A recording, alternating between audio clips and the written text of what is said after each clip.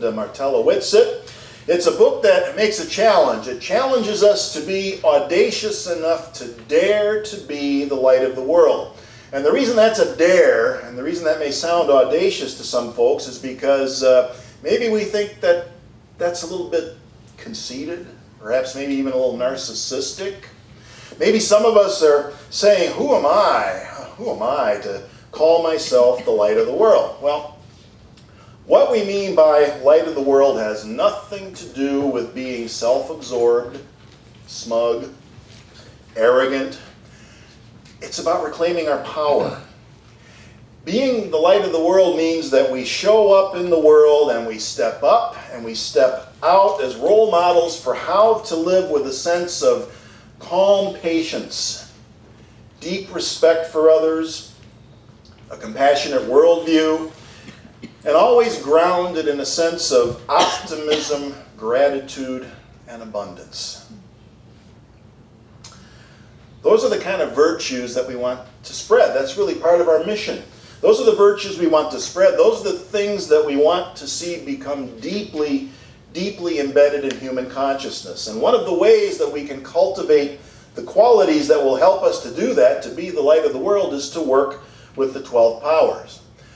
The 12 powers is a concept that was developed by our Unity co-founder Charles Fillmore.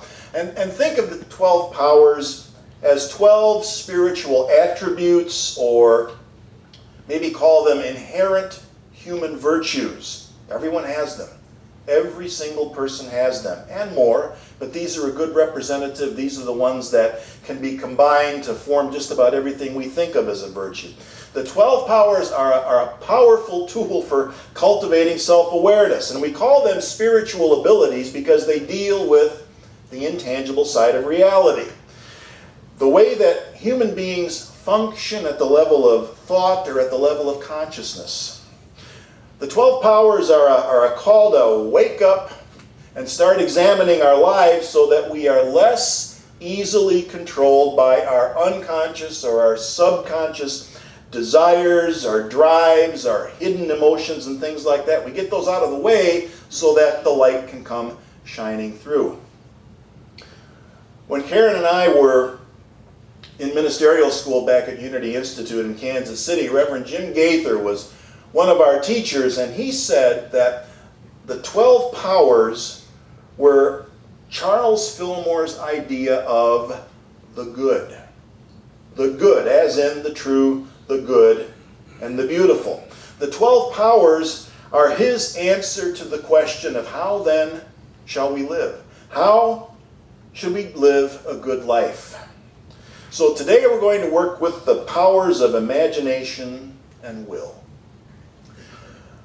Look up imagination in the dictionary, and you're going to get a straightforward definition right here. This is what you get. The faculty or action of forming new ideas or images or concepts of external objects not present to the senses. The ability of the mind to be creative or resourceful. Where would we be without the power of imagination? Our human ancestors millions of years ago would never have invented tools. They never would have come up with all of the other things that have proven to be essential to our survival as a species on this planet. Because in case you haven't noticed it yet, we're not the strongest, we're not the fastest. We had to rely on imagination and ingenuity in order to survive in the midst of creatures who are far more powerful and faster than we are. Imagination is essential to our survival, and not just surviving, but think of it, it's essential to thriving as well. We don't need stories and art in order to survive, but what would life be without those things that are so dependent on creativity? No imagination means no literature, no music, no Hollywood and movies or TV, no Broadway, no architecture. Think of all the things that flow from human creativity. We would literally still be hiding in caves if we lacked the imagination to see how we could take natural materials and turn them into shelters for ourselves. Creativity is a 100% natural process. And sometimes we hear people say, oh gosh, I'm just not creative. I have no imagination. I couldn't do that. Well, we are a part of the creative imperative of the universe. It's the nature of the universe to expand and create. We're a part of it. It's a part of us, so we share that same creative nature. There's nothing we can do to get more creativity. We have it all. What we have to do is to remove the barriers and release what's already naturally there. A very creative person, an artist and a philosopher named Walter Russell once said this. He said, "The universe does not bestow favors on the few whom it seeks out as interpreters. It is just the reverse. The universe gives to those who plug in. Mediocrity is self-inflicted, and genius is self-bestowed." People call Albert Einstein a genius, and we usually think of his genius as more associated with the power of understanding, which we talked about last week. Understanding, it's a power that deals with observation, reason, logic, the kind of things that go into mathematics and stuff like that. I think a good argument can be made that Einstein's greatest gift or greatest power was imagination. In his autobiography, Einstein talks about one of his favorite activities when he was young. He called them thought experiments. Instead of doing something in a lab, he would imagine the experiment in his mind. Some people might call that daydreaming, right? But look at what can happen. Einstein talks about a landmark thought experiment that he did when he was just 16 years old. And there is a story that goes around about how Einstein was a poor student, but that's not exactly true. He wasn't so much a poor student as he was bored with the current state of the educational system where he was living at the time. He had no patience for the kind of repetitive rote memorization that so often passes for education. He preferred visualization.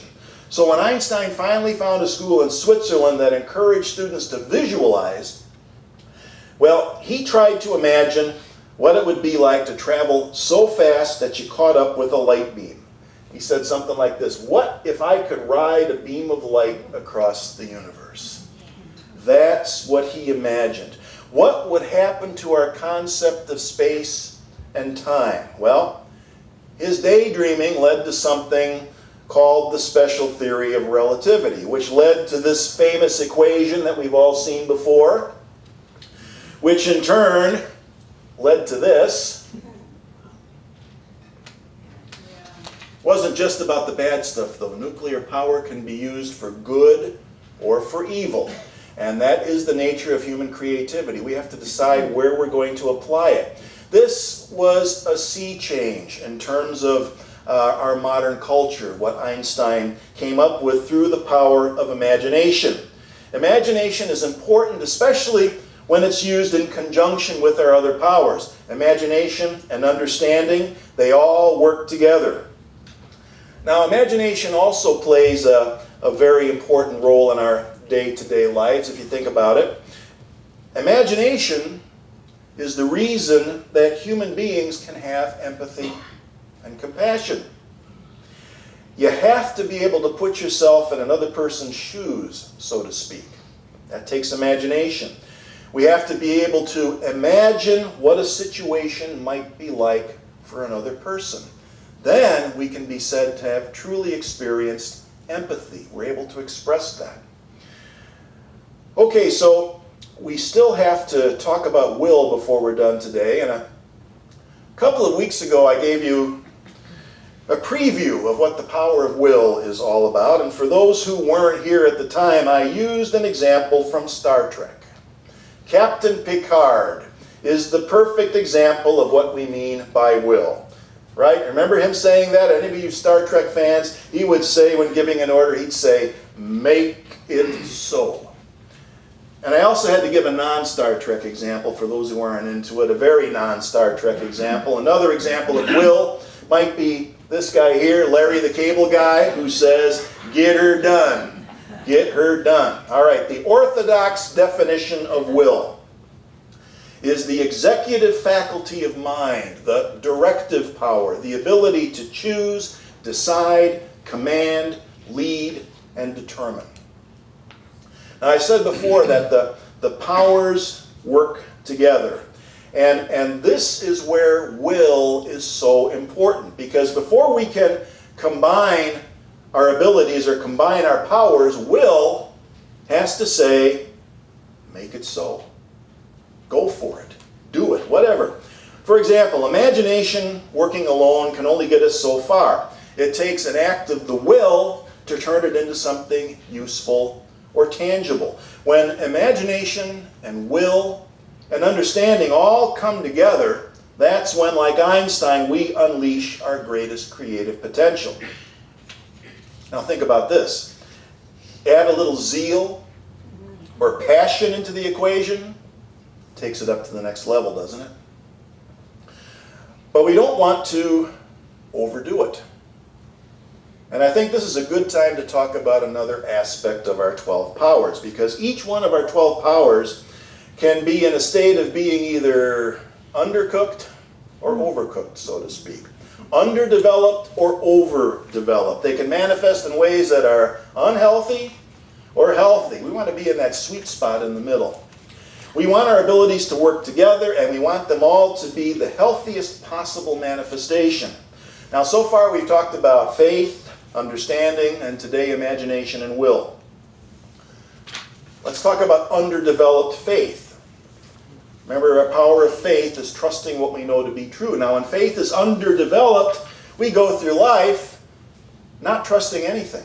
We go through life looking over our shoulder, thinking that the other shoe is soon to drop. We have no sense of stability. We have no sense of an anchor. On the other hand, if our power of faith is overdeveloped, that means we trust blindly. We become credulous, gullible, naive. We skip the step of applying understanding, and we readily accept ideas and claims that are not based on sufficient evidence. That's overdeveloped faith. Understanding. Underdeveloped understanding can cause us to be incurious. We don't ask questions. We don't investigate. We don't try to establish a solid foundation for an idea or claim that someone is presenting. We stop learning. We stop being students. Good students ask questions. They investigate. Overdeveloped understanding, on the other hand, can lead to something that I like to call paralysis by analysis. Anybody ever suffer from that malady? Paralysis by analysis. We don't know when to say enough. I have enough information, time to make a decision and move on to the next step. So that's what happens when we overdo that power. Okay, we've just been talking about imagination. And I think we can see that underdeveloped imagination can lead to, of course, a lack of creativity and inspiration. And even more seriously, it can impair our ability to express compassion and be empathetic. Overdeveloped imagination, oh my goodness. Overdeveloped imagination can lead us to turn everything into a worst case scenario, right? We turn everything into a catastrophe. Our imagination takes off and runs wild. Or we can use our imagination to create a fantasy world that we substitute for reality. Einstein always remained firmly on the ground, even when he was off chasing light beams into space. He realized that he was eventually going to have to test that idea against reality, and certainly that other people were going to test that idea against reality. So imagination is the stimulus, it's the intuition, but we don't want to ignore reality in exchange for that. Will. Underdeveloped will can leave us ineffective, feckless. People who have a habit of coming up with big ideas from their big imagination but never seem to be able to get anything started, well, they might need to work on the power of will a little bit. We've heard the term willpower, right? We know what willpower is, or the lack thereof. Willpower is necessary for any kind of a personal transformation, whether it's a diet, whether it's exercise, or whether it's earning a degree. Those things don't happen without a healthy exercise of will. And finally, overdeveloped or unhealthy will means that you're a control freak, right? You're a control freak. Back to my Star Trek analogy. Captain Picard here, he represents balanced, healthy faculty of will. He's always open to suggestions. Things don't always have to be his way, right? Now, if we continue with the Star Trek analogy, what character or creature from Star Trek would represent the control freak, overdeveloped will? How about this one? The Klingons, right? They constantly have to dominate and control and have everyone under their power. So, we want our powers to be balanced. We want them to be healthy. And because the 12 powers reside in consciousness, we work with them to develop self-awareness. In his book, The 12 Powers, Unity co-founder Charles Fillmore made this observation. He said, "We must learn to watch our consciousness, its impulses and desires, as the chemist watches his solutions. Man forms his own consciousness from the elements of God, and he alone is responsible for the results." That's something that people find difficult when they first hear about unity, is this emphasis on personal responsibility. It requires work and it requires self-awareness. And I think a great exercise in self-awareness is to go through each of the 12 powers and make an honest assessment of where we are on the spectrum between undercooked and overcooked, and what that sweet spot might look like for us. And as always, the key to living that good life is to have those things in a nice, healthy balance. So that's all for now on imagination and will. Next week, love and wisdom. The color is orange. That'll be fun. I was wondering why orange, and I realized, oh yeah, it's Halloween is the next day. So the color is orange next week, and at 11:30 we'll be getting together in the youth education area to talk about the ideas from today. So I'll see some of you then. I'll see you all right next door in Manning Hall in a few moments. Certainly hope to see you all next week. Thank you.